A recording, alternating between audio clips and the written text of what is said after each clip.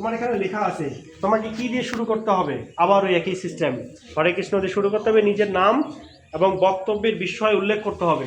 কি করতে হবে?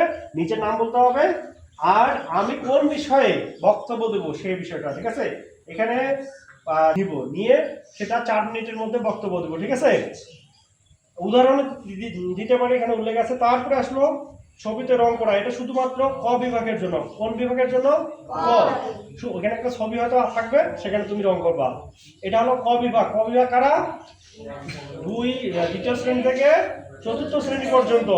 গুড। এবার চিত্রাঙ্কন। চিত্রাঙ্কন বুঝো?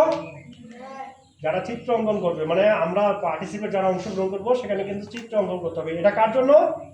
খ এবং গ বিভাগের জন্য। কোন কোন বিভাগ? 2টি বিভাগের জন্য, খ এবং গ বিভাগের জন্য। তাহলে কি কি ছবি আর্ট করতে হবে সেটাও কিন্তু উল্লেখ করা আছে। তাহলে আজকে থেকে আমরা কি করব? আজকে থেকে প্র্যাকটিস শুরু করে দেব। কার ছবি আর্ট করব? রাধা কৃষ্ণ, শ্রীকৃষ্ণ, গৌরনিতাই, জগন্নাথ, বলদেব, সুভদ্রা, যা মানে যেখানে যারা যারা এখানে আছে, যার যার নাম আছে, সেই সমস্ত দেবদেবীর আমরা চিত্রাঙ্কন শুরু করে দেবো। বোঝা গেছে? তোমরা ইউটিউবে সার্চ দিবা কিভাবে ছবি আর্ট করতে হয়, ধারা হয়ে যাবে। সহজ বুদ্ধি কিন্তু। যে কোনো 2টা 1টা বলতে পারে যে। আচ্ছা, নেক্সট তারপরে আসলো পৌরাণিক অভিনয়। এখানে পৌরাণিক অভিনয় কি? ক বিভাগের জন্য সাজ ও অভিনয়ের জন্য আলাদা নাম্বার থাকবে। যদি সাজ টাজ থাকে, সাজে গুজে যদি কেউ যায়, তো এটা ততটা, যেহেতু সাধারণ এইখানে ততটা দরকার নাই, হ্যাঁ, যেতেও পারো, সমস্যা নাই। আর সাজের পাশাপাশি অভিনয়ের দক্ষতা ফুটিয়ে তুলতে হবে। তুমি অভিনয় বলতে কি মানে ওই রাবণের অভিনয় করবা, সেইভাবে সাজতে হবে, হাসিটা সেইভাবে হবে। যে অভিনয় করবা তার সেই কি তার যেটা আছে সেটা ফুটিয়ে তোলার চেষ্টা করবা। বোঝা গেছে? তো এই হলো বিষয়। তারপরে গেল উপস্থাপনার বিষয়, যে এখানে 2 মিনিট, এটা কিন্তু 2 মিনিট সময় পাবা। বোঝা গেছে?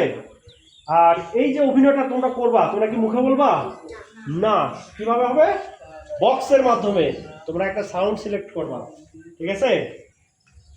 ওই যে দেখো না, দুর্গা পূজায় হি হি হা হা করে আসলো, আর প্রতিমা দিয়ে কি দেখাচ্ছে, তাই তো? প্রতিমা কি কথা বলে না? তো ঠিক তোমরা এখন প্রতিমার মতো হয়ে যাবা, হ্যাঁ, আর সাউন্ড লাগাবা, সেটা অভিনয় করে ফুটাই তুলবা। বুঝা গেছে? বুঝে নাই? তোমরা কিন্তু অভিনয় করে দেখাইছিলাম রামনবমীর সময়। কি গানে কে কে ছিল অভিনয়? হ্যাঁ, বড়রা থাকলে হয়তো তুমি ছিল না, এটা কিন্তু হ্যাঁ তোমরা অভিনয় করছিলা, এখানেও করছো, ওইখানেও করছো, একজনও নাই। তা আমাদের রামনবমীর সময় যেখানে অনুষ্ঠানটা হয়েছিল, সেখানে কয়জন পার্টিসিপেট করছো? হাত তুলো তো।